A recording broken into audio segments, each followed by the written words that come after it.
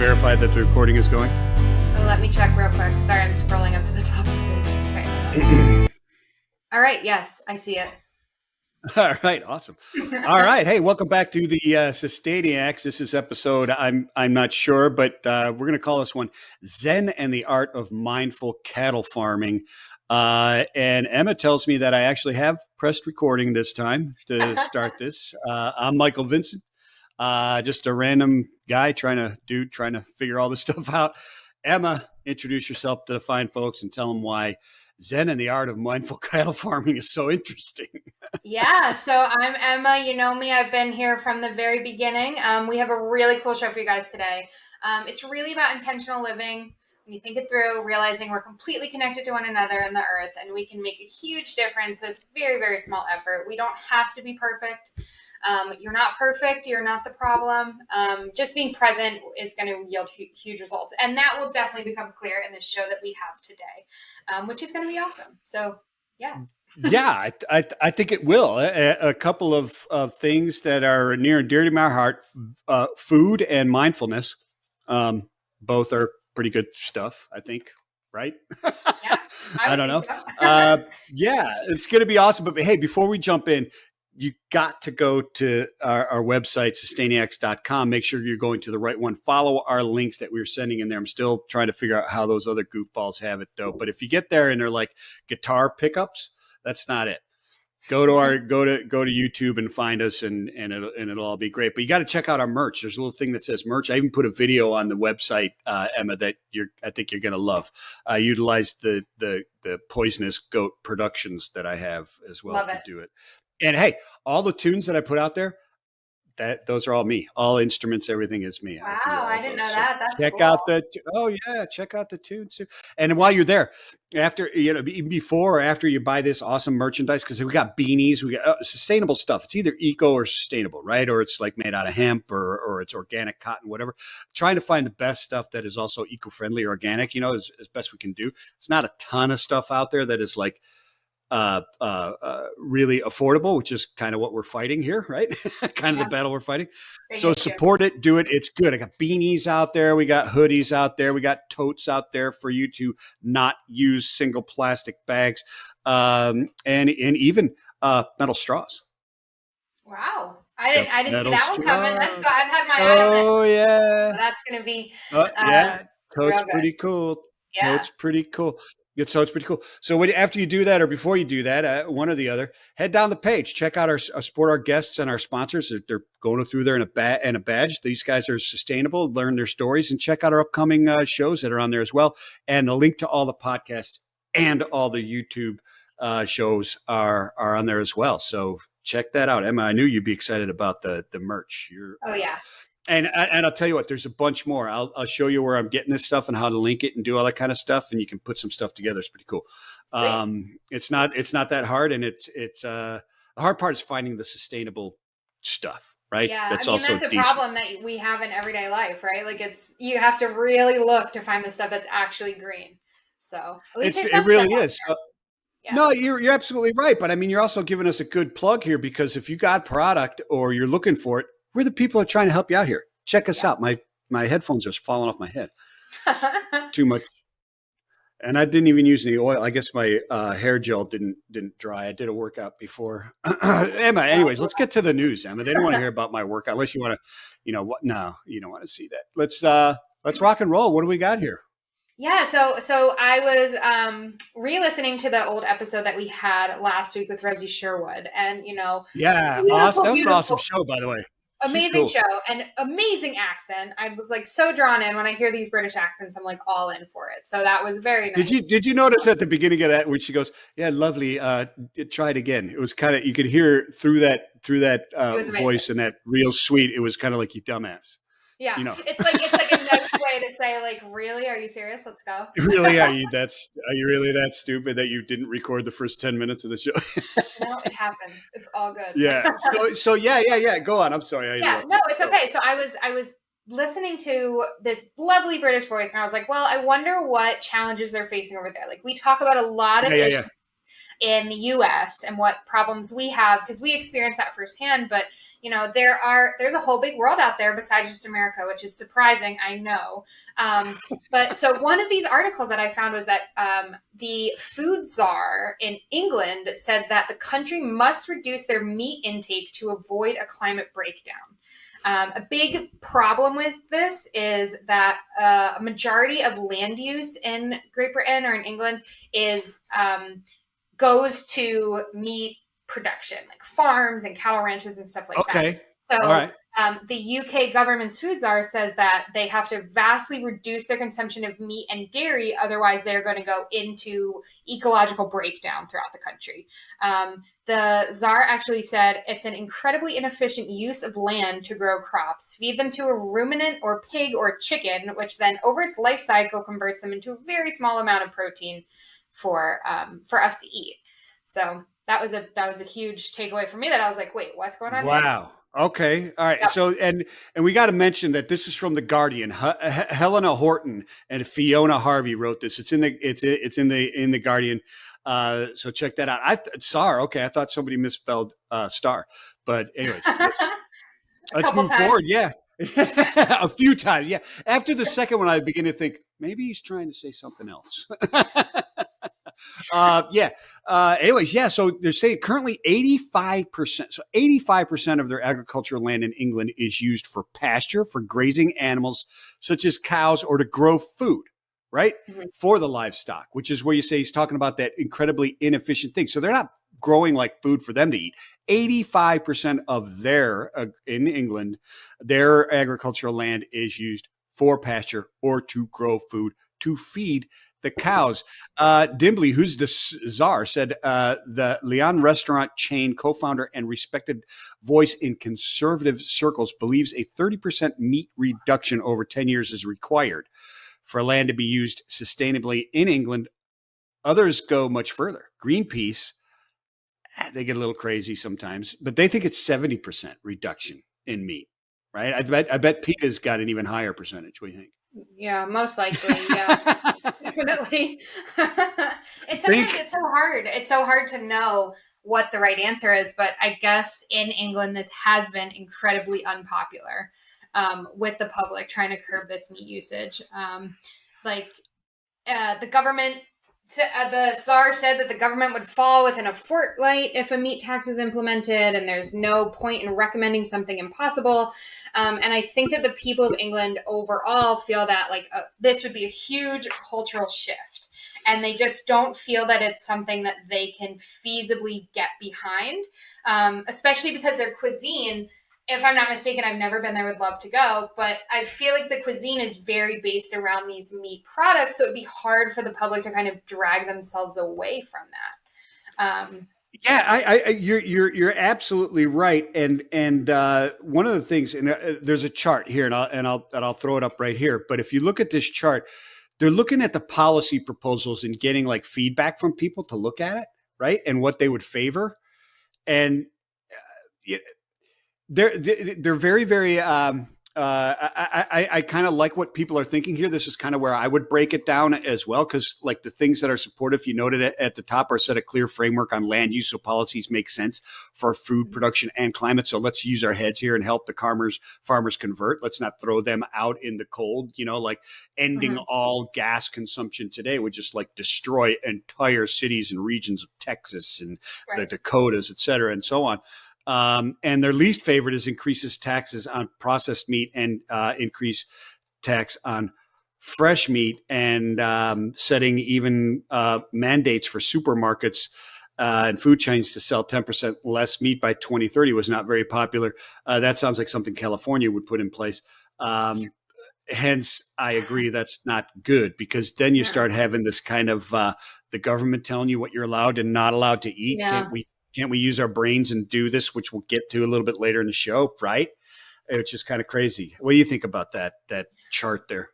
Yeah, I think it's super interesting. It's interesting to me that the more popular kind of policies that they're recommending are the ones that have to do with animal welfare and the environment, and the less popular ones are more based on like the meat consumption and the taxes on meat and the control of what you're allowed to eat. And I think that people, what I'm reading from this chart is that people are not willing necessarily to change. They care about the environment and they care about animals, but they're not necessarily on board with having that concern rule their lives.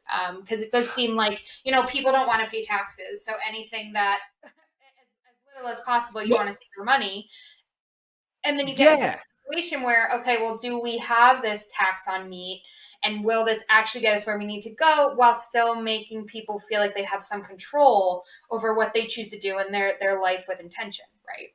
Yeah, so I agree with you. There's that element out there. And there's also this other element, I believe, that is out there, because I would fall in partially the element that you're talking about. Although taxation for the right cause and with limits around it and so on and so forth, I don't have a real issue with. But the other part of it is that slippery slope of laws being set for our own good, right? Because next thing you know, somebody else is in power and they're setting goals on something else and laws. And giving the government the ability to do certain things like that, people are going to naturally fall. So I believe that there's a bunch of people out there, myself included, that believe in the top portion of this, the let's help and let's get things done and let's make sense and do it without it becoming a law for me to have to do it. I mean, if you look at some of the mask mandate protests and stuff like that, even with our neighbors to the north in Canada, it wasn't so much about the masks. It was about the fact that the government was saying you have to do this, right? Yeah, and exactly. Because half of those people are better, had their vaccinations and were using their masks. They were just fighting the fact that they weren't given the choice. It was now a law, right? So I guess there's some of that as well. I think one of the funniest things in there is when he goes on to talk about, he says, the French, now this is funny, the French used to call us roast beef, and in the 19th century, you get people who would go over to France and comment on how sickly they were, that English people were strong because they ate lots of beef. That continues today. The public are now actually incredibly supportive of some measures. The salt and the sugar tax was a popular measure, but anything the government got involved in with meat, that was resisted. It's just kind of funny. I thought that was no, it's interesting though, because it is such a staple of that culture, it right? Is. And living in Boston, this is, I'm not entirely sure how this is relevant yet, but I'm going to start my sentence and hope I find myself. I love it when we don't know where something's going to go. It's always like the Boston Tea Party, like no taxation without representation. And like this tea was like a huge symbol of British culture. Like you can't come over here and tax the tea because we don't care about it. Like it's interesting to me, like how big of a deal the meat is to their culture. I mean, like especially today, I feel like I talk to people pretty frequently, at least in my circle, who at least eat less meat. But we are kind of seeing that culture over there where they're like, no, this is what we eat. Like we don't have alternatives like we have here, where we have the veggie burgers and the Impossible meats and the jerky that's made from tofu or whatever it is. Like this is such a huge part of their culture. It's I don't know. It's very interesting, but it's also interesting that they use, I mean, I don't know if they've seen these numbers, but within the study, they did say that it was 62.8, almost 63% of land that feeds the UK is used to produce meat. So that's incredible. It's incredible. I mean, that's a lot of land. Even in a small country, you have to think of like how much land is actually able to be cultivated. And then instead of you getting to eat that food that's on there, that's going to raise the thing you eat. Like there's two steps in the food chain when theoretically we could just have one, but net matters. What? Sorry. It's just amazing because the chart that we're talking to right now, it's showing domestically and overseas for the UK. So that's all of England, right? If I'm thinking in correct terms, right? When you talk about England, you're talking about England. When you talk about the UK, you're talking about the UK. Right. I think that this overseas land column, I think that probably means like, I mean, obviously other parts of the UK. Lot of, areas. The whole of the UK is what I'm getting at, right? That's what that means. Not, I think that's what it means because I know that's not. Domestic would be England then, and the overseas would be the all of UK. Is that what you're saying? That's what I'm thinking. Anyways, it's incredible that 8.5% is used domestically and 8.7% overseas. Because what they're talking about is here's it's UK, and I think we're right here because it says plants we eat 17.2%. So 17.2% of the plants they eat, 8.5% of the overseas land is used for. Right. It's crazy to think about that. But what was even more crazy was when you're talking about 80% of the agricultural land in England, or 85% of the agricultural land is used to either graze or feed the cattle. Mm-hmm. And the pigs and ruminants. What's a ruminant, by the way? Am I really stupid that I don't know what a ruminant is? I think it's maybe like another word for poultry, but I'm not 100% sure. Okay, all right. I'm not sure. I thought it was maybe they eat like I don't know, something weird. I can say it. I'm British. Okay, don't. Yeah, crazy stuff. It's cool because it's not cool. It's interesting because like. Agreed. As a scientist, we learn about like how much energy you need. And yes, you get like more energy and more protein from these meats, but like you would have to eat more plants to maintain the same like calorie and protein amount that you get with meat. But it amounts to so much land that's like just being converted into energy by the things we eat instead of like the ratios are, this chart is very eye-opening, I guess is what I'm trying to say. It really is. It's very eye-opening. And then, the other part of this is this last part here about Minette Batters, right? Yeah. The president of the National Farmers Union met with Johnson in the days before the publication of the food strategy. I guess that's Boris, food strategies, warning them that he was in danger of losing the farming vote. And we know that he doesn't care about that vote anymore because he walked out. But he said Batters recently that it's criminal to frame farming as meat versus trees and going vegan, adding that an honest conversation about grasslands and the carbon they store hasn't been allowed to happen. Dimly says there's limited truth in pastures being good for the environment. Hopefully they can talk and quit throwing stones at each other and get something done. So, because she's got to fight for her people. He's got to fight for his side. And hopefully we can both decide on something and fight for the planet. The unfortunate thing is that it comes down to it doesn't come down to science at this point. Like now it's down to policy and politics. And instead of it being, okay, well, here's the conversation. Grasslands are good or are not as good as we thought. Like there's no science that's being brought into it. Like we're like, okay, we're going to have an ecological disaster, but then everyone, it's like, let's jab at each other instead of talking about the science and like what we think is best from that scientific standpoint, which is frustrating for scientists. Well, no, you're absolutely right. And it's got to be frustrating for you as a scientist to watch what goes on in the United States with things that aren't even, and around the world that aren't even science related or environmentally related, just political issues. You're either this way or that way. You can't be in the middle where we're all in the middle. You and I come from two different ideology backgrounds, and we agree on about 100% of things, which is cool. But it just goes to show. I mean, it's right. Like, look at Donnie Marie. Well, you're too young for Donnie Marie Osmond. Anyway, he was I don't know. Forget. Doesn't matter. The U.S. though, for just to compare with the U.S. So we look at this U.S. So I was looking at Beyond Meat signed a contract with Einride to start using electric vehicles, right? And I put out a article about that today on Back to Truck Up.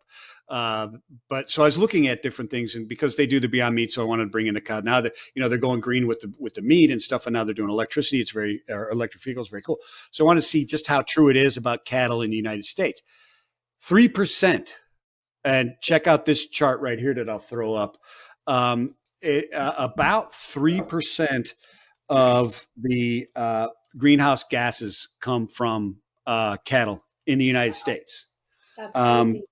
Which is not nearly what you're looking at in the UK, at least for land as well. It's very small, 11% total agricultural here. Because when you start looking at it, I believe in that article in the UK, they do talk about some things that we didn't cover was they talked about the land mass being like 85% of it is used for that. But the greenhouse gases, where you start getting into it, I think it was like 14.5% or 20% of their greenhouse gas emissions there in England are caused by that. And within that is also, like it is in the United States, it's 11%. It includes the food production to feed the cattle and the chickens, et cetera, and the pigs. It also includes the energy and the carbon footprint to transport them, to process and send the meat to market. All that stuff is included. The total carbon footprint and gas emissions are in there. It's not just the methane, as usually people like to talk about and say, a car or a cow emits so much pollution that if we stop 30% of our consumption, we would save the planet. Not true. Yeah. That's not a true statement. It has good intentions, I guess, but there's so many things wrong with it. I can't even get into it right now. Look up the facts and talk to people and stop pointing fingers and saying, you eat meat, you're killing the planet. Nah, it's not necessarily true. Let's maybe have a few less cheeseburgers and we'll our greenhouse gases will go down a little bit, and we'll also have our emergency rooms will be a little clearer. Well, I guess it comes down to that, like all of our systems need to be rethought, right? Like all of the environments around the world have different issues, and what's working for one country is not going to work for all countries. I mean, ultimately, 100%. there's no harm to reducing the amount of meat that you consume. Like 100%. There's nothing that will like desperately go wrong with that. It would be something that you could do to be a little more intentional. But at the end of the day, like we need to have these scientific conversations, like I was saying before, like, and we need to rethink the systems that we've relied on so long, because they have worked in the past and they could work in the future, maybe with some minor tweaks, but we need to be having those conversations. You know Agreed. Agreed. Tying into beef to vehicle emissions, like the electric vehicles. The same thing as you're talking about. Think about this process. We started with back in the day, you couldn't even get unleaded fuel. when I was a kid, there's no such thing. It was leaded and it's going to kill you. There's no such thing as a catalytic converter or any of that crap. Right. And then you got unleaded and it was too expensive, so nobody bought it. But so when they talk about taking like a diesel engine or a car engine or something like that and reducing the emissions by 50%, right? They've already reduced it by 97. Okay, we've come that far down the road, right? So as we look at the overall emissions, and we're trying to reduce the carbon footprint of everything, of all human existence, right? Yeah.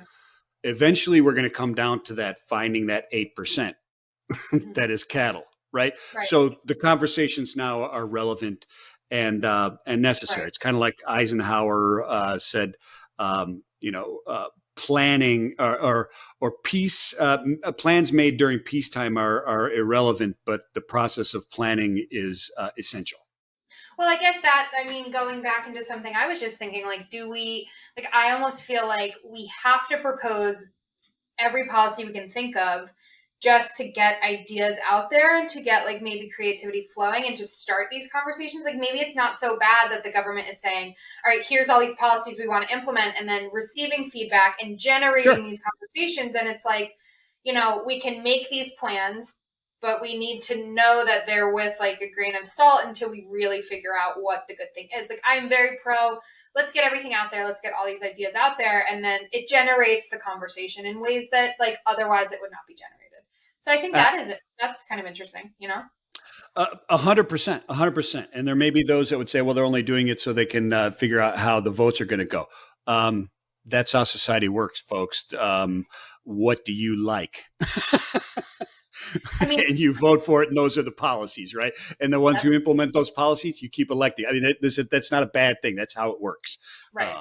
Kind of. But maybe you don't agree with the system, but that's what the system is right now. So the only thing that we can do is either A, work to change the system, or B, work to get our interests on the radar of the system.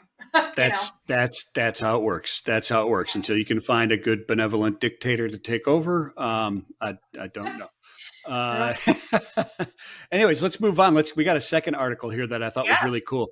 I've talked about this before, and this kind of, when I saw this one, it hit home for me because I studied Thich Nhat Hanh back in the day when I was younger, Eastern philosophy and Zen Buddhism and all that other kind of stuff, and pretty cool stuff. But anyways, theworld.org, a article there by Adam Wernick about Zen and the Art of Saving the Planet, which is a book by Thich Nhat Hanh. And I believe that Sister True Dedication, who is a Buddhist nun, collaborated with him. I think if you go through the article, you'll see that if I'm wrong, I'm wrong. If I'm not wrong, then cool. But she deserves some credit anyways, because she studied under Thich Nhat Hanh for a long, long time. And she is kind of the spokesperson for this, because Thich Nhat Hanh died at the age of 95 a few years back, but had completed this. The other thing that is really kind of cool about this, and some people that are listening to this are thinking about that and know where that title came from, or are thinking, where have I heard that? Great book, Zen and the Art of Motorcycle Maintenance, from back in the hippie days. Very cool book. I didn't know that. That's cool. Yeah, no, check it out. It's not anything that you would think, Emma. Being a scientific person, you might really enjoy it. It's a pretty cool I'm book. in.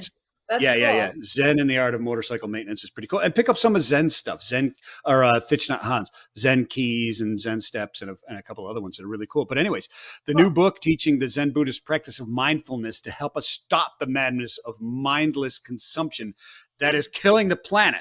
That's my review of what the book is about. That's mine. That's not his. But anyways, so the book is encouraging the mindfulness and really the meditations, and that we talked about this once before. Whatever the hand finds to do just that. Being present in that moment is what they're talking about here, because our compassions and our suffering can wake us up to what is actually happening around this world, right? If you just exist and think about it, it doesn't mean you have to sit there and do the whole everything and the breathing exercises, although I highly recommend them because they're awesome. But just take a breath. You live in Boston, right? You ever go to like the Cape or the shore and you go out there and it's just perfect. It's just perfect. And you step out and you kind of look and you wait for a second and you just look and you go, wow, this is awesome. Yep. Those moments right there, if you mindfully practice those moments throughout the day, things start to get better and we can start to help this planet, kind of what they're talking about here. Yeah, that's very cool. I was reading this quote from Sister True Dedication, actually. So she lived in the Plum Village community, which Nhat Hanh founded in France.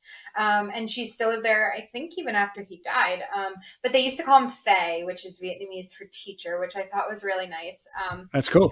Teaching them the ways of Zen. But she was quoted as saying, we don't need a second car. We don't need a bigger house. We don't need more vacations. We just need to change the way we look and experience things and discover the happiness that is already there for us, which is kind of like what you were saying. So it's, really focusing on the happiness that is there with you at any given moment. And maybe, as someone who likes to take vacation, maybe that isn't a vacation, but actually experiencing that. You're not just going for, your just to say you have it, or to have these material possessions, the house and the car. Like, you're there because you are experiencing every moment and you're living with Zen and you're learning to appreciate the planet like in that way. So let's talk about that for a second though, because I 100% agree with that. And I've been studying this and I've been meditating for years. I mean, like 45 years since I've been like 12 or 13 years old. Anyways, they're not saying that you need to climb the steps in the Himalayas or something like this and give up everything and start spinning the prayer wheels and shave your head, do all this. They're not saying that. They're not even saying that you can't have a nice house or a nice car or a vacation home. Saying, realize you don't need that. You're here. Are you really going to destroy this earth and what's around you just so you can have another car when you already have one? Let's make some mindful choices. Let's think for a second and go, okay, on my way to go buy that Porsche, there might be a person sitting on their own that could use $5. And so if you don't want to throw them $5, go around the corner, buy a cheeseburger and hand it to them. Right. Something like that, right? That's what we're talking about. And it's also kind of a sense of community. I mean, I'm sure that they felt that way in the Plum Village community in France that they lived in, but like, it's also a sense of like, yes, I could use this to better myself, but I can better the situation of my planet and all the fellow people that kind of live on the planet. Like, I can use my situation in that way. And I don't know if that's what they're teaching, but this is kind of my interpretation. It's like, I don't need to go buy myself a new car. I don't need the latest gadget. I don't need the latest iPhone. I don't need a huge house. Like, I am here in my surroundings, and I can use my role here, even if it's not monetary, to help other people and help the planet that we live on, because ultimately we are all connected, right? Like, it even goes back to the first article. It goes back to being Zen. Like, we are all here connected on the planet together, and we need to realize that ultimately. Yeah. Yeah. And Thich Nhat Hanh, he called that the insight of interbeing, to understand that we are connected to everything else. And it's not, I mean, some may go, and it does go as far as the mystical connected to everything else. And the sound is, the vibration is God and Nadi Brahma and all that other kind of thing. It does. Mm-hmm. But you don't have to go that far. Just understand that what you do has an impact on what is going. And more importantly, what you don't do has an impact. If you don't think you're the problem, you are.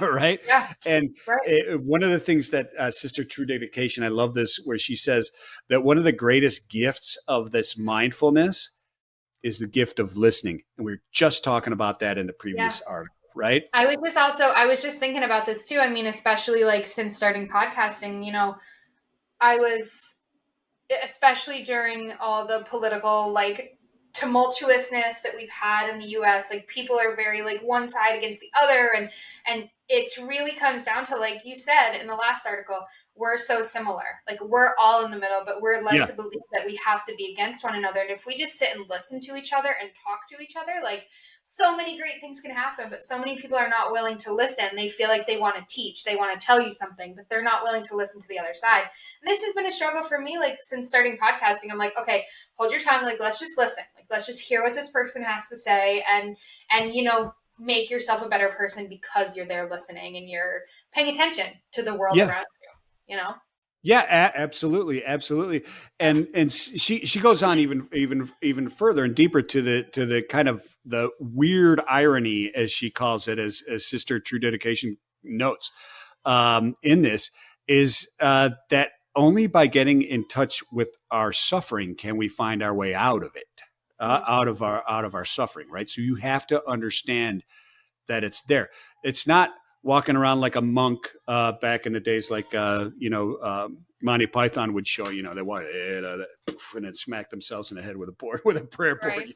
That's not what we're talking about, or self-mutilation or anything like that. It is understanding that we as humans do suffer, and we're suffering, and what is causing that. You get in touch with that, then you can get out of it, right?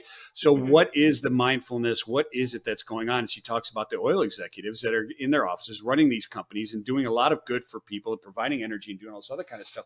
But getting to that mindfulness and understanding, you need to lean into kind of those dark places there to figure out, okay, what can I bring out of my position that I'm in today that is going to help the situation or help people, or is there even a situation? And having that mindfulness helps you discover those, right? Yeah. It may not, if you're just going through the day and you think, I'm not causing any pain to anybody, you are somehow, right? And that's what they're talking about, is enter your suffering, find it, be mindful, because there's something there, and you will find it. And then you can go forth and do positive. And we're getting really mystical and deep and stuff like that into this. But all you have to do is bring it back up to the surface. And it's really not. It's really just, I'm going to buy this. Is that the right thing to buy? Right? Let me live with a little more intention and figure out, like, make sure that the person that made this isn't suffering. Let me make sure that my money is going to someone who's trying to do good. Let me vote with my dollar. Let me make sure that I'm living my life as intentional as I possibly can, and not doing any purposeful harm to other people or the planet, Yeah, absolutely. Where can I help? And once you start looking for those things, you'll find out just how easy it can be. Agreed. How easy it can be. Yeah. It'd be super, super easy. I will say a little book recommendation, maybe just for you. You can cut this if you want. Right on. I gave you one. Yeah, so a book I really enjoyed was The 10 People You Meet in Heaven, or The 5 People You Meet in Heaven, or something Oh, like you know this. what? I've You never read read it? that. And I've been told to read. I've been told to read that Yeah, before, but I never have. it's Yeah. not a religious book. So like I No. shied away from it for years because I was like, oh heaven, like it's probably going to be something. And my sister recommended it, and it's basically just the whole point of the story is like you affect people's lives every single day with every single decision that you make, whether consciously or not consciously. Like it's Mm, basically like goes through people's lives and stories, and I won't give it away, but it's you realize it makes you really think about how connected you are to everybody else on the planet. So it's mm, a huge pro for me. That was a huge book that kind of turned my mind around to like, oh, it's not all about me. Like there are other people that affected every time I leave the house. So, yeah, that's a good very book cool. if you want to. There If you you want to go. read about that. You got two book recommendations from us. So there you There you are. go, y'all. Yeah. This has been a great discussion, and we can dig Yeah, it into was good. this deeper if people want to. And we'll get to that in a minute. But what kind of we got shows in the bank. We got some shows coming up. What are some shows we got We coming got up? We some got some. great shows coming up. So we have, in no particular order, we have Thomas Healy of Helion talking about alternative fuels. So Yeah. that should be a super interesting show.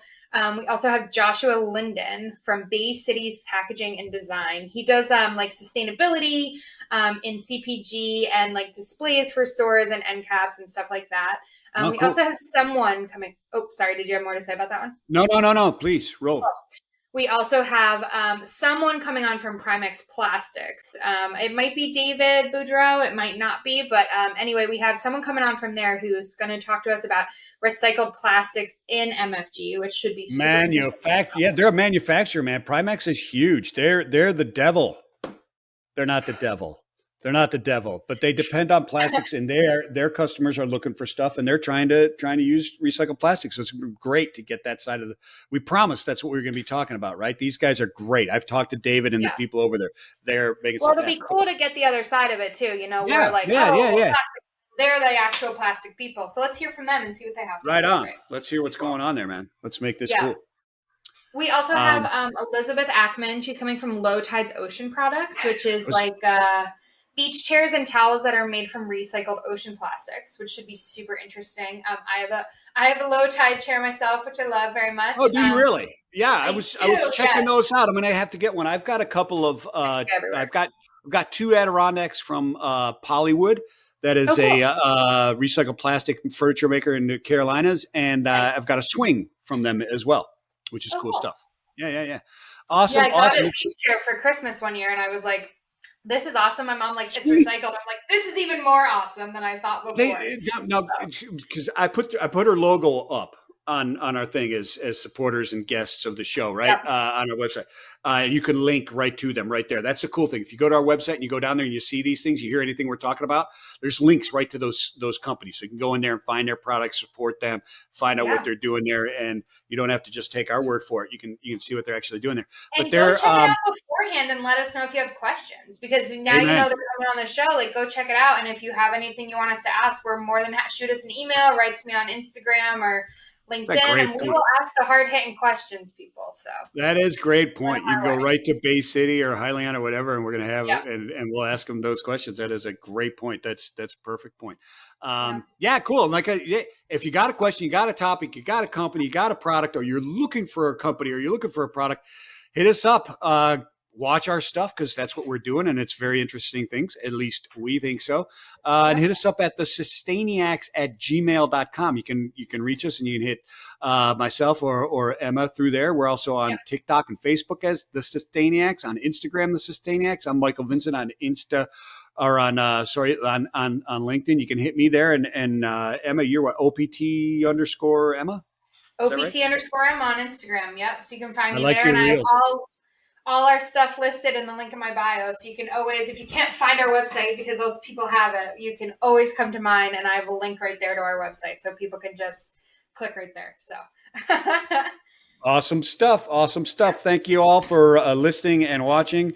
Emma, you have a great rest of your evening, and everybody, peace and love. Be good to each other and the planet. thanks, y'all.